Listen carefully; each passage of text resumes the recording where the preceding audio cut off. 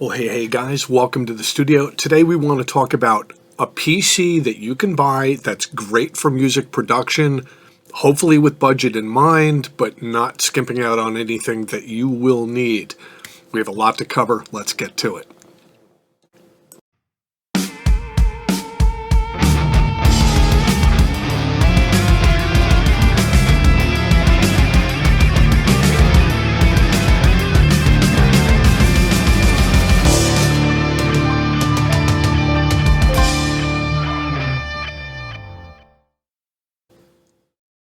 All right, let's start with option one, gaming PCs. It's actually kind of rare to find a PC that is specifically built for music use. They do exist. They kind of come at a little bit of a premium price, and I think they do a pretty good job, but you can just go to Amazon and look up gaming PC. Gaming PCs are very competitive price-wise, so you can normally get a real blaster of a computer with saving some money because they're building these in quantity because everybody's buying a gaming PC. Let's take a look at a few of these now. All right, here's Amazon. I just typed in gaming PC up top here, and you can see some likely competitors. These things are coming in around $1,000, and that's what I did. I just bought a gaming PC for about $1,000. I did make a few upgrades to them, but where does it make sense to have that money aligned? You can have a couple PCs around the same price that have a couple different things going on with them. Let's get a little bit deeper into it. Step one, the processor itself. I use Intel. i5, i7, i9, all good. I use i7. And let's take a look at what we have here. 3.4 gigahertz, which is plenty fast enough, but here's the key. 4 cores, 8 logical processors. Now, this build is about 2 years old. This stands up perfectly for the workload that I put on my system. I would say if you run this, you shouldn't run into any problems. And a lot of the stuff over the last couple of years comes out even better than this. Do you want more cores? It doesn't hurt to have more cores. Do you want faster speed? They do go a little bit faster than this. But I would say as a minimum, if you're doing recording seriously, you can run a system like this and not have any problems with it. Let's look at storage. Your drives are going to be very important. SSD is the fastest type of drive that you can have, which helps you loading programs, letting your CPU access the enormity of your files and that type of thing. I have 2 SSD drives. One here, my basic Windows drive, and 110 gigabytes. It's a tiny SSD. I also have a larger one over here, 1 terabyte SSD drive. I also have 2 hard drives, one of which is this monstrous 4.5 terabyte drive. This is great for long-term storage of a lot of music files. And remember, SSD is the fast one. Hard drives are fine. They'll make you wait around a little bit longer when loading up your programs and loading up your files, but it's not the end of the world to have just a large hard drive if you're going to be doing huge projects.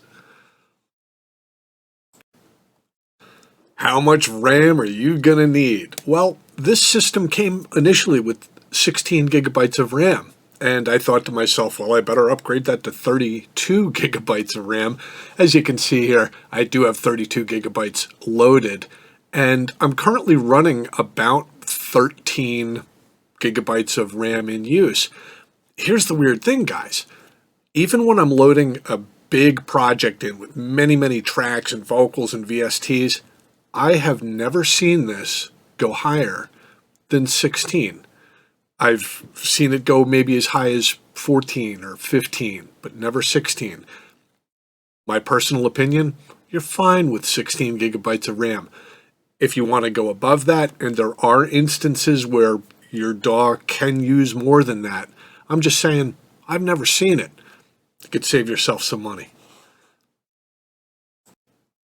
Graphics cards. There's some debate about this. Gaming PCs tend to really come with overblown monstrous graphics cards, for online gaming and, fast frame rates and that type of stuff. You don't need it for musical production. However, don't skip it. If you don't have a graphics card at all, which is completely possible, it means that your CPU is going to be tied up with whatever graphics your computer needs to be generating. Like every time you bring up a VST, like my Console 1 here, these will burden your CPU at the cost of hurting your music production potentially. I would say get a graphics card. You don't need anything monstrous. And as you can see here, I have a decent graphics card because I did buy a gaming PC. And it's not really getting used in any kind of great detail. But when I get a lot of plugins going and I have multiple screens on and I'm doing a recording and I'm tweaking stuff with my pop-up windows that come out of my plugins, this can get up there used fairly substantially. I would say don't skip this. You don't need anything great, but don't skip it. Well, can you save yourself money by buying the parts and building your own PC? Yeah, you can, and no, you can't. Parts are kind of expensive right now. The companies that are building a lot of these PCs are buying in bulk. They're getting better prices. Some of these chips are a little bit on the expensive side right now. It's kind of debatable. I bought a pre-built one. There are people who build their own. If you shop it hard, I think you can save a few bucks. What operating system will you run? Well, a lot of people will run Windows, which is what I run. Some people run Linux. And I think you need to be a little bit more computer savvy to run Linux and get a good result out of it. But it is possible.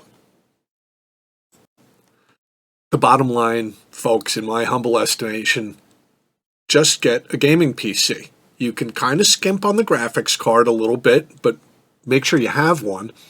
Try to get a decent size SSD, maybe 1 terabyte if you can, and make sure you have room for a fair amount of storage. A couple terabytes of hard drive, nice to have. I get by with 4 cores of processing, and there's an advantage to running like an 8-core or a 12-core processor. I use Intel. AMD's got some decent stuff out there. It's all very competitive. You can get by with a decent gaming PC build, probably around $1,000, maybe a little bit less. Load it up with 16 gigabytes of RAM. If you want to be on the super safe side, if you know you're running giant projects, and I mean giant projects with a lot of resources in play, you can do like what I did and run 32 gigabytes of RAM. I've never come close to using anything above 16. Well, I have come close to it. I've never run over 16 that I've ever seen, and I do monitor that. Hope this helps you guys in choosing your PC.